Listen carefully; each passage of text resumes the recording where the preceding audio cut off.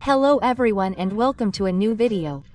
As you may have already seen from the title of the video, today we will be venturing through the northern part of the country, specifically Puerto Plata.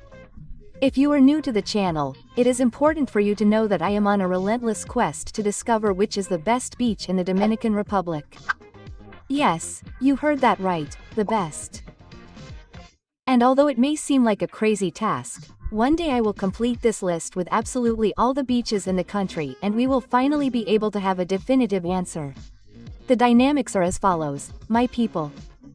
I visit the beach and evaluate it based on different criteria that, when added together, will reflect an overall score for said beach. It is important for you to know that this score is based on the conditions of the beach at the time of my visit and, of course, on my individual criteria. But who better to judge than you? So stay with me until the end and let's explore this beach together. Located in the community of El Cambiazo, Playa Larga is one of the most popular beaches on this coastline. At approximately 300 meters long, it captures the attention of both locals and tourists with one common goal: to have a good time. If you've seen my previous videos, you'll probably know that in my particular case I did the tour on foot from El Cambiazo Beach, which was where I was staying. However, getting here is not that complicated, you just have to put Playa Larga on the map and the route will take you straight there. First of all, to get to this beach you must take the Navarrete-Puerto Plata highway until you take the detour onto the road called Camino Real. However, this will totally depend on what part of the country you're from. So I'll leave the location in the description of this video so that the map can show you the route you should follow.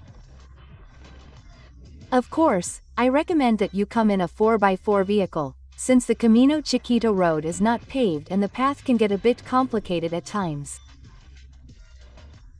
In fact, when I arrived at this beach, I mostly saw 4x4 vehicles, so for this reason, I give it a 4 out of 10. Getting here requires some effort. And along these same lines, I noticed that, like most beaches in this country, accessibility is not a strong point, to tell the truth. I wasn't surprised to see that there were no accessible and obstacle-free routes for people with disabilities.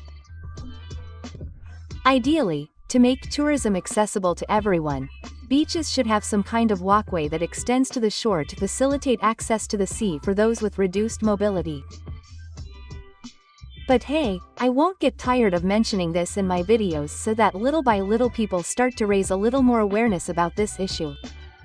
Yes, I can mention that this beach has parking and bathrooms that are accessible to the public. When I went, I didn't see any parking spaces or anything like that, so I assume that parking is free. But beware, I'm not completely sure of this information, so it may change at the time of your visit. And in that case, I don't think the price would exceed 100 pesos, which is what is usually charged in a beach parking lot. Regarding the bathrooms, to tell the truth, I was surprised to see that they were so well kept. All of them had water available and there was even a shower in one of them. I could also see that they had sinks and soap available for visitors. That said, we can say that in terms of accessibility this beach gets a 4 out of 10. Now, we come to one of my favorite aspects, the landscape. Judge for yourselves, ladies and gentlemen, what do you think? To me, it seemed like a very quiet beach, perfect for spending a relaxing day. Although there may be visitors, the beach tends to be less touristy than others in Puerto Plata, which allows you to experience a more authentic Dominican atmosphere. Another advantage is that along the coast the beach has trees that provide you with a good amount of shade without having to be too far from the shore. This is good because if you go with your family, for example, you can sit quietly in the shade while you watch your children enjoying the sea. Playa Larga has the peculiarity of being low-lying and with very little waves, which makes it ideal for the little ones and for those who do not know how to swim or prefer a beach with slightly calmer waves. I particularly like beaches that are a bit deeper so that I can swim more calmly. But that is up to each person to choose, and in my case I just had to continue a little further out to sea to achieve my goal. The waters of Playa Larga are usually calm, which makes them perfect for swimming and snorkeling, if you are like me. Another point worth mentioning is that I noticed that this beach is generally clean. I walked from one end to the other and only came across a few plastic bottles at one end. Let's remember that it is everyone's job to take care of our beaches, and we must always take care of our waste. That said, I think this beach deserves a 7 out of 10 for its scenery. Now, when it comes to activities, at the time I visited this beach they hadn't yet incorporated any type of activities. But after asking, one of the girls working at the local cafeteria told me that they were working on including the famous banana boat rides, so who knows? Maybe if you take a walk around there you might find a pleasant surprise. But as I always tell you, the atmosphere on a beach is always created by you and your group, of course. I personally am happy with the sun, sand, and sea, but some of you may be a little more demanding and look for more variety. There aren't many restrictions here. You can bring your own speaker and listen to music, of course, at a reasonable volume so that it doesn't interfere with the experience of others. You can also bring your own food or drinks and enjoy a delicious picnic by the sea. It's worth mentioning that one of the first things I noticed when I entered this beach was a nice little cafeteria restaurant on the beach. They had several options. I didn't actually ask about the prices, my bad, folks, but here's a screenshot of the menu so you can get a general idea of what's going on there. So, since there's not much to do in terms of activities, I would say that Playa Larga deserves a score of 3 out of 10 in this section. Well, you're probably wondering, what makes a beach safe?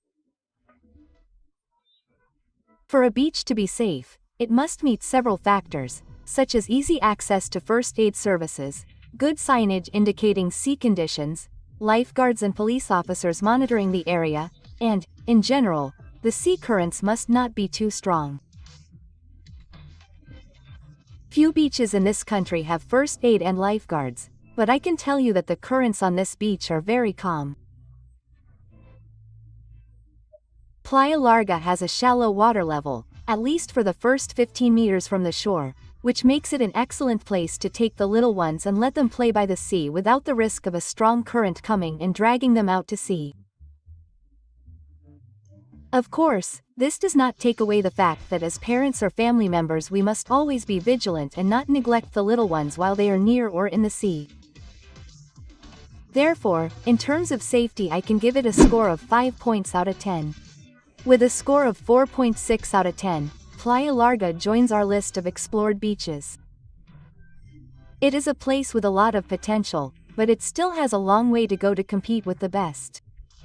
And you, tell me, do you agree with my assessment? What aspects do you value most in a beach? Leave me your opinion in the comments. I love reading your experiences. Don't miss the next video in this series where we explore the next beach within this coastal area. Do you have any idea which one it could be? Remember that this search for the best beach in the Dominican Republic is a journey we take together. Subscribe, share this video with your friends, and let's continue exploring every corner of our beautiful island. Until next time.